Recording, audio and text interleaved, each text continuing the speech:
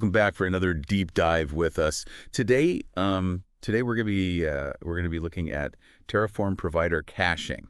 Ooh, caching. Yeah, caching. Ah. It's one of those things that maybe you don't think about every day, but it can make a really big difference, especially if you're ever working offline. And we've got some really great sources lined up for this one. And I'm joined by let's just say a caching connoisseur. Yeah, that's me.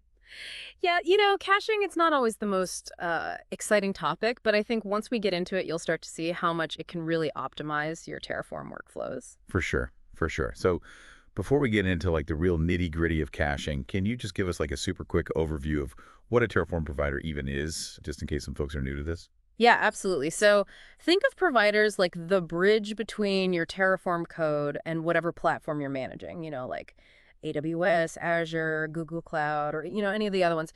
Basically, they're the ones that actually make the API calls to create, update, or delete resources. Okay, so it's like I'm writing the instructions and the provider's the one actually going out and like doing the work. Is that right? Exactly. Yeah, you got it. Perfect, perfect. And these providers are written in Go, right? Yeah, they are. And they're compiled for different systems, and then each version is packaged up as a plugin, right? That is correct. Yeah. Okay, plugin, got it. So where do these plugins actually live? Is it like a secret vault? Haha. Not quite a vault, but they are kind of tucked away in a hidden folder. It's that Terraform providers directory. You'll find it within your project. Right, right. But here's the thing. Every time you run Terraform in it, Terraform's going to want to go out and download those plugins. Even if I've used them before. Yep, even if you've used them before, it's like it forgets.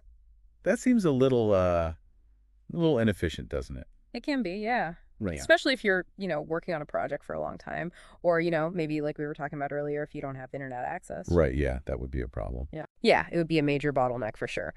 So that's where this idea of provider caching comes in. Basically, we want to store those plugins locally so Terraform doesn't have to keep re-downloading them over and over again. Okay, that makes sense. So before we get to the how of caching, let's talk about the different ways that Terraform uses providers in the first place. Mhm. I know there's more than one way to, as they say, skin a cat, but how many ways are there to call a provider? Oh, good question. Yeah, so there are actually three main ways. The first way is what we call implicit invocation. And Hmm. basically, Terraform's pretty smart. It can usually figure out which provider it needs just based on the resources you're defining. Okay. So, like, for example, if you're creating an AWS S3 bucket, it just knows to go grab the AWS provider. So it's like Terraform has ESP or something, like it just knows. Kind of, yeah, haha. Okay, okay. But sometimes I imagine you need a little more control, right? Like maybe you want to use a specific version or configure it with custom settings. Right, exactly. And that's where explicit invocation comes in. So, instead of letting Terraform kind of guess, you just explicitly define the provider block in your config. So it's like, hey, Terraform, I know you think you know what I need, but this is what I want. Exactly, yeah. You tell it directly. Got it. And then there's actually a third way, which is kind of like the preferred method nowadays.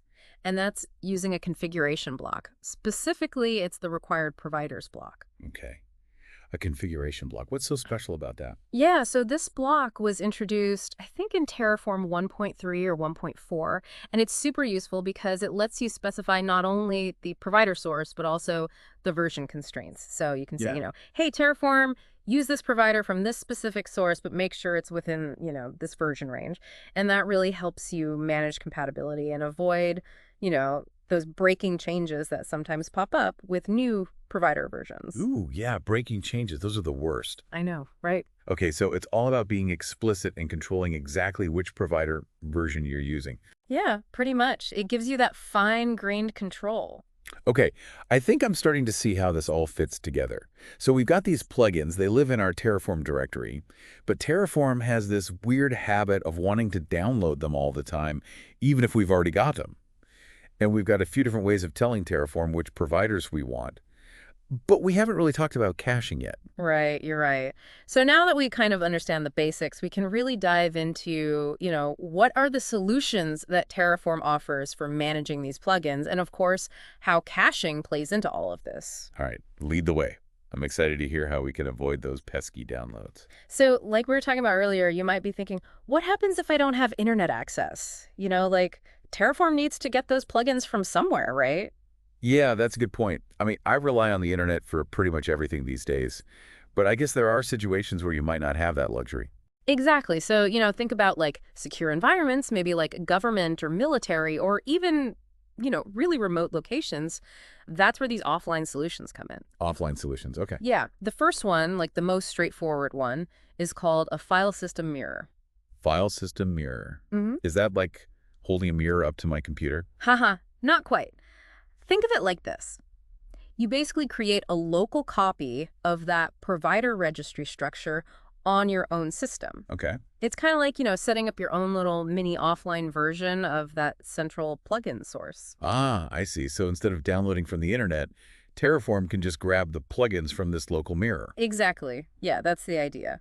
It's pretty simple, but it's super effective, especially for air-gapped systems where there's no internet access at all. You just have to make sure, the directory structure matches the way the registry is laid out so Terraform knows where to find everything. That makes sense. So are there other options besides the file system mirror? Yeah, for sure. There's also something called a network mirror, which is a little more, I guess you could say, sophisticated. So instead of just like a directory, you actually set up an HTTP server, and that acts as like a stand-in for the public registry. Oh, interesting. So it's like building your own little private plugin app store. Yeah, exactly. That's a great way to put it. And then you can configure Terraform to go fetch plugins from this network mirror instead of trying to reach the public one. It's a little bit more complex to set up, but it gives you a lot more flexibility, especially if you're working with like larger teams or you have multiple offline environments. So that sounds like it's more for like power users. Yeah, I'd say so. It's definitely for folks who have, more advanced needs. But there's also a simpler way. It's kind of a hidden gem. It's called an implied local mirror. Have you ever heard of that one? I don't think so. Tell me more. Okay, so basically, Terraform will actually check certain system directories for plugins before it tries to go out and download them. And these directories, they're specific to each operating system, and you can find them in the documentation. So you're saying if I just happen to have the right plugin file in the right folder, Terraform might just use it without even complaining. Yeah, sometimes. But I wouldn't rely on it too much. It's not the most reliable approach. It's definitely better to be more explicit about how you're managing those providers. Okay, good to know. So it sounds like the mirror solutions are really the way to go for serious offline deployments. But let's talk about the rest of us, the folks who are lucky enough to have internet access. Does caching help us too? Oh, yeah, absolutely. In fact, the preferred way to manage providers, even if you do have internet access, is through what's called the plugin cache directory. This is where caching really shine. Okay, now we're getting to the good stuff. Mhm. Tell me all about this plugin cache directory. How does it work? What's so great about it? All right, so imagine this. You've got this central repository on your system, okay? And that's where Terraform is going to store all the plugins that it downloads so it can reuse them across all your different projects. So the first time you use a particular provider, yeah, Terraform's going to go download it, but it's also going to save a copy in this cache. So the next time I need that same provider, boom, Terraform can just grab it from the cache. Yeah. And it doesn't have to re-download it. Exactly. You got it. Yeah. It's like, having a library card for your Terraform plugins.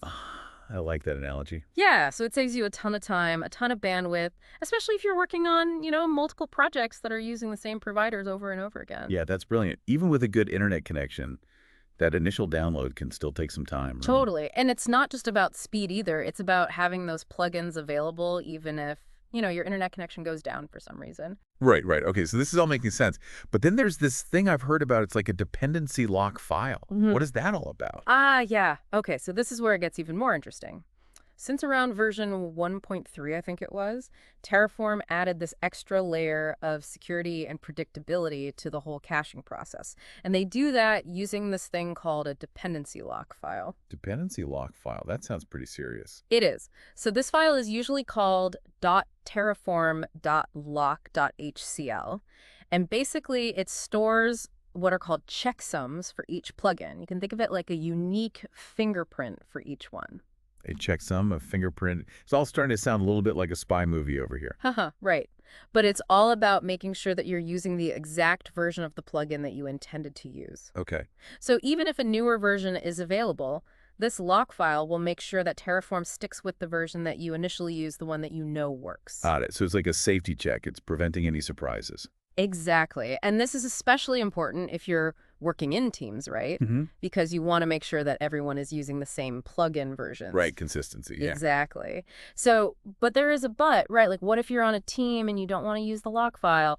Or maybe you need a little more flexibility with, what plugin versions you're using. Yeah, that's a good question. What happens then?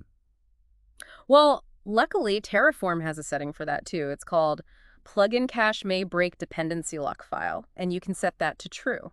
Okay. And that basically tells Terraform, like, hey, relax a little bit. Don't be so strict about those version checks. So it's like a backdoor for teams who need more freedom.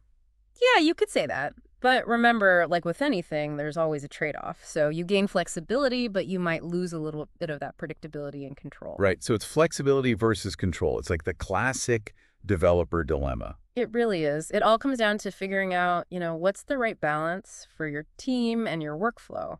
For sure, for sure. Okay, I think I'm finally starting to wrap my head around this whole caching thing. It's not just about, avoiding downloads. It's really about control, predictability, and making sure that those Terraform projects are running smoothly. Exactly. And there's actually one more little thing I wanted to share before we move on.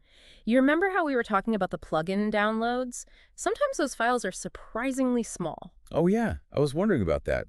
Is Terraform using some kind of like space-saving magic or something? Well, the secret is compression. So Terraform actually downloads those plugin packages in a compressed format, usually as a ZIP file. Oh, okay. So it's like packing for a trip. You got to squeeze everything into that suitcase, Exactly. Yeah, perfect analogy.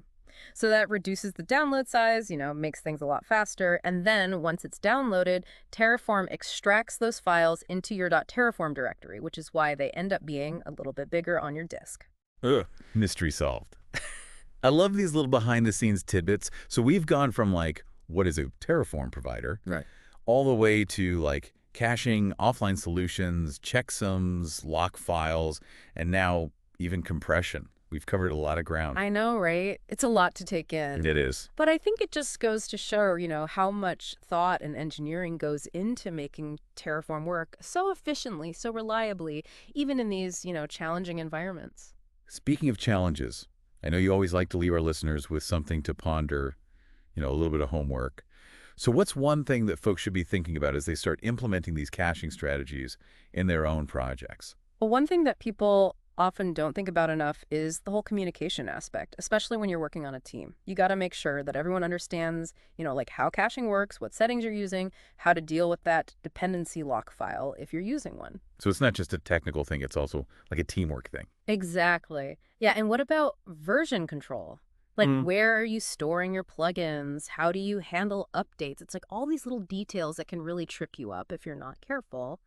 And, caching isn't one of those things you just set up once and forget about it. Right. Got to stay on top of things like new provider versions, security updates, all that good stuff to make sure you're getting the most out of it. Yeah, that's a really good point. It's easy to just focus on writing the Terraform code and kind of forget about all the operational stuff that goes along with it. Yeah, and then as your infrastructure grows, all those little details become even more important. Yeah. You might even need to think about, setting up your own private registry or even building custom providers if you have really specific needs. Wow. Okay, so that's getting pretty advanced. But for folks who are just starting out with Terraform, what are some of the key takeaways they should keep in mind about provider caching? Well, I'd say first, just understand the basics. Like, how do providers work? What are the different ways to invoke them? And then definitely check out that plugin cache directory. It's a lifesaver, even if you have like perfect internet access. Okay. And, don't be afraid to play around with that dependency lock file, but just make sure you understand what it does before you enable or disable it, Right, right. And if they run into any issues, where's a good place for them to go for help? Well, the HashiCorp documentation is always a good place to start. And the Terraform community is awesome, There's forums, there's online groups, and even local meetups where you can connect with other people and learn from their experiences. Yeah, that's one of the best things about open source, right? Yeah. There's always a community there to support you. Yeah. But I think we've done it. We've gone from what is a Terraform provider all the way to like offline deployments and custom providers. I feel like we've really demystified this whole world of Terraform provider caching. Yeah, I think so too. And caching is just one piece of the puzzle. Right. So as you get more comfortable with Terraform, keep exploring. Think about all the different ways you can optimize your workflows and make your infrastructure deployment smoother, faster, more reliable. Couldn't have said it better myself. Big thanks to you for being here and sharing all your knowledge. And to our listeners, thanks for joining us for another deep dive. Until next time, happy terraforming.